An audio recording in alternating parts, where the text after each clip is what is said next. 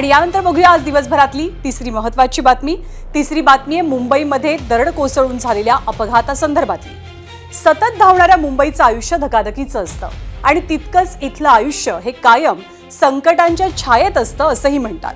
इथे कधी होर्डिंग कोसळून, कधी झाड कोसळून, तर कधी चक्क विमान कोसळून किंवा मॅनहोलमध्ये पडून मृत्यूच्या घटना घडल्यात आणि यातच दरड कोसळण्याच्या घटना सुद्धा मुंबईकरांचे जीव घेतात। टेकड्यांच्या खाली वसलेल्या बेकायदेशीर झोपड्या असोत किंवा चाळी, त्यावरती दरडी कोसळण्याच्या घटना आजवर अनेकदा घडल्यात।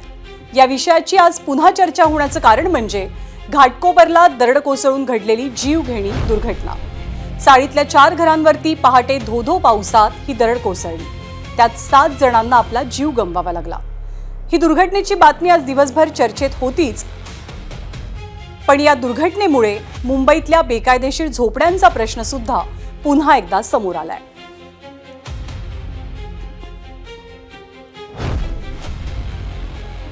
तरी घटना घडली आहे मुंबईचं पूर्व उपनगर असलेल्या घाटकोपर परिसरात।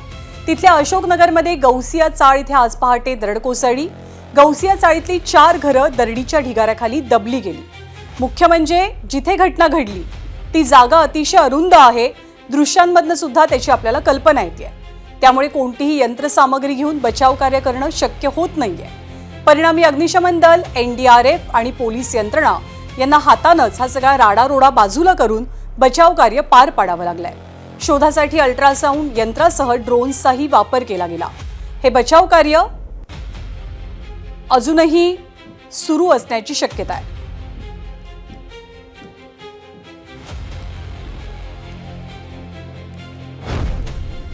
तर घाटकोपरमध्ये घडलेली ही घटना 7 जणांसाठी जीवघेणी ठरली। त्यात मुख्यमंत्री देवेंद्र फडणवीसांनी मृतांबद्दल सहवेदना व्यक्त केल्या। महापालिकेनं दुर्घटनेतल्या मृतांच्या वारसांना 3 लाखांची मदत सुद्धा जाहीर केली। पण मुंबईतल्या दरडींचा प्रश्न हा गेल्या 15 वर्षांपासून प्रलंबित आहे। माहिती अधिकारातील आकडेवारी ही दरडींच्या स्थितीची भीषणता दर्शवते। मुंबईमध्ये असलेल्या दरडप्रवण क्षेत्रात आज तब्बल 22,483 कुटुंब राहत आहेत। तर गेल्या 34 वर्षात दरडी कोसळून झालेल्या दुर्घटनेत 340 लोकांचा मृत्यू झालाय। तर 300हून अधिक रहिवासी जखमी झाले। मुंबईतल्या 36 पैकी 25 विधानसभा मतदारसंघात 257 ठिकाणचा डोंगराळ भाग धोकादायक म्हणून वर्गीकृत आहे। 15 वर्षांपासून या दुर्घटनांवरती उपाययोजना करण्यात आलेल्या नाहीत। 1992 ते 2026 या 34 वर्षाच्या कालावधीमध्ये 340 लोकांचा मृत्यू ह्या दरडी कोसळल्यामुळे झालेला आहे।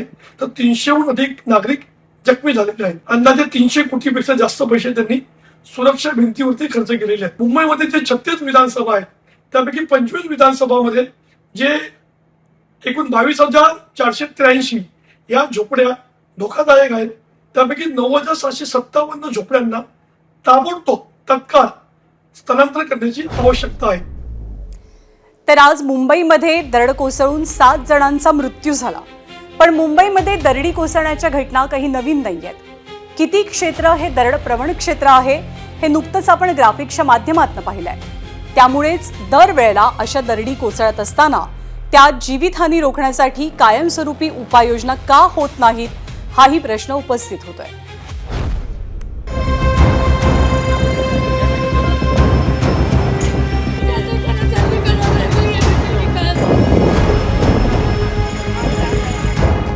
मुंबई देशाची आर्थिक राजधानी, इथली लोकसंख्या 2 कोटींच्या घरात आहे। त्यामुळे इथले नागरिक मिळेल त्या ठिकाणी घरं बांधून राहण्याच्या आता प्रयत्नात असतात। त्यातली ही अशी अनेक घरं टेकड्यांच्या पायथ्याशी, कधी बेकायदेशीर झोपड्यांची असतात। मग याच घरांवर दरडी कोसळतात आणि त्यात वित्तहानी तर होतेच, सोबतच जीवितहानीही होते। मुंबईत याआधी 12 जुलै 2000 ची दुर्घटना सर्वात मोठी होती। ती देखील घाटकोपरमध्येच घडली होती। त्या दुर्घटनेत 78 लोकांचा मृत्यू झाला, तर 7 जण गंभीर जखमी झाले होते। मुसळधार पावसामुळे टेकडीचा मोठा भाग पायथ्याशी असलेल्या झोपडपट्टीवर कोसळला। त्यात 27 पुरुष, 15 महिला आणि 15 लहान मुलांचा समावेश होता। याखेरीज 12 एप्रिल 2024ला घाटकोपरच्याच हिमालय सोसायटी आणि वाल्मिक नगर जवळील डोंगराचा एक मोठा दगड खाली कोसळला। खबरदारी म्हणून पालिकेनं तात्काळ 10-12 झोपड्या रिकाम्या केल्या, त्यामुळे त्यात कुणाचाही मृत्यू झाला नाही। 5 जुलै 2022ला घाटकोपरच्या पंचशील नगर भागात मुसळधार पावसामुळे दरड कोसळली आणि यात एका घराचं मोठं नुकसान झालं।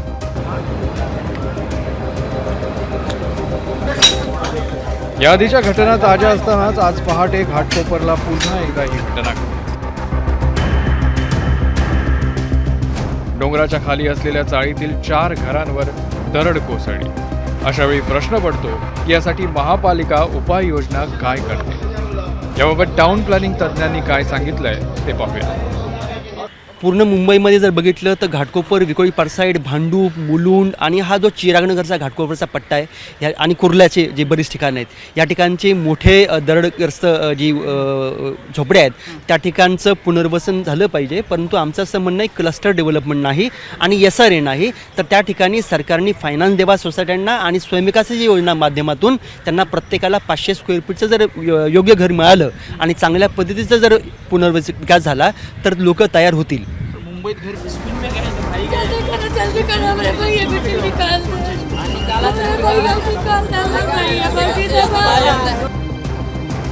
दरड कोसळण्याच्या ठिकाणी रहिवाशांनी राहू नये, त्यांनी स्थलांतरित व्हावं यासाठी बृहन्मुंबई महानगरपालिकेकडून नागरिकांना नेहमी सतर्क केलं जातं। त्यांना पावसाळापूर्व उपाययोजना करताना नोटीसही दिल्या जातात। घाटकोपर घटनेतही अशी नोटीस आधीच देण्यात आली होती, पण रहिवासी घर सोडून इतरत्र कुठेही जात नाही, त्यामुळे यावर कायमस्वरूपी उपायांची मागणी स्वतः उपमहापौरांनी केली आहे।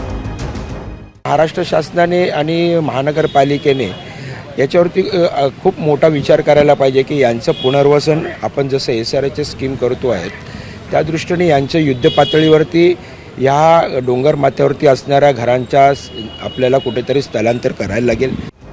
यासंबंधीच्या एका आकडेवारीनुसार मुंबईत असे एकूण तब्बल 249 दरडप्रवण क्षेत्र आहे। मुंबई महापालिकेनं केलेल्या पाहणीनुसार यातील 249 पैकी 74 ठिकाणं धोकादायक आहेत आणि 46 ठिकाणं अति धोकादायक श्रेणीत आहेत। अशी इतकी ठिकाणं धोकादायक असल्यानं मुंबईत हा विषय आता चिंताजनक होतोय आणि घाटकोपर दुर्घटनेनं हे पुन्हा एकदा अधोरेखित केलंय।